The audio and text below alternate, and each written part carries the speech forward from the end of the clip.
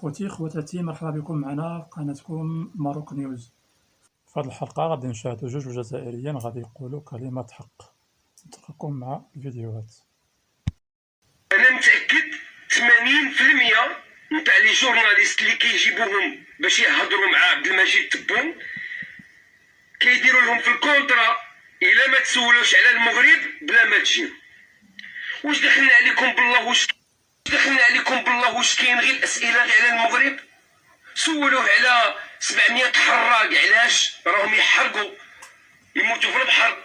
سولوه على الطابور علاش راهم يديروا لاشين على شي صوالح. سولوه على فلوس البترول والغاز فين راهم يمشيو. سولوه علاش الدوحه علاش قطر عندها الغاز ودايره كي النواره وشي احياء في الجزائر مدقدقين تقول كان فيهم الحرب. سولوه هاد الاسئله. علاش سولوه غير على المغرب علاش؟ وهو هاد المره هادي جايب وحده مقطر العلاقات بين المغرب والجزائر لا رجوع فيها. واش قالوا لك احنا موجدين التمر والحليب في الباب نتاع الحداده ونستناوك تدخل علينا ولا ندخلوا عليك؟ شكون داها فيك الزميطه نهار العيد؟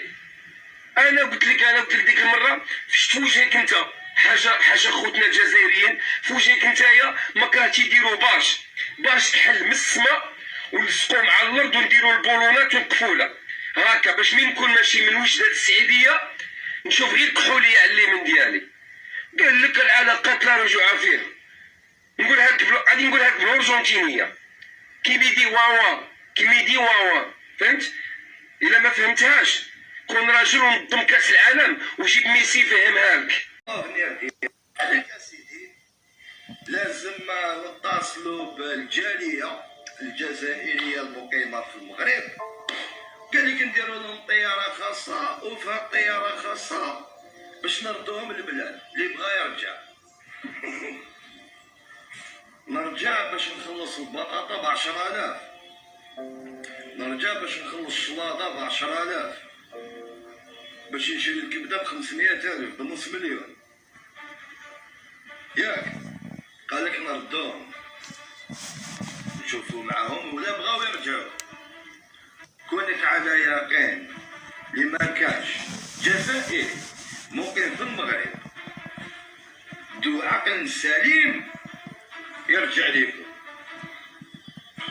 ما كاش وما يكونش. عبالكم علاش؟ نقول لكم علاش باش تفهموا. هنا الكرا تكري بشهر.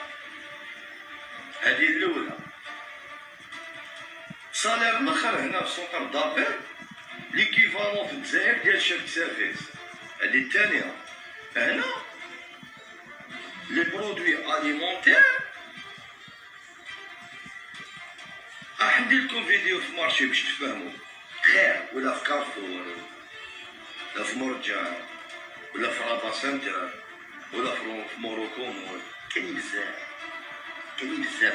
ولا مولهري احسن ليكم والله. غير نتوما مولهري، نتوما مليح ليكم مولهري. كارفور كبير عليكم بزاف والله، غير كارفور كبير عليكم بزاف. بون قال لك نشوفوا معاهم ولا حبوا يرجعوا للبلاد. الله باش تعطيني ليكيفالون تاع 1500 درهم للشهر باش تعيشني الميزيريه، باش تقمعني، باش تقتلني بالجوع، وباش تحرمني بنتي من لافنير ديالها. لا غير ما تحوسوش عليا وغير ما تعيطوليش وما تنويوش النية ديالكم ما تنويوش. نحوني من الاستاذ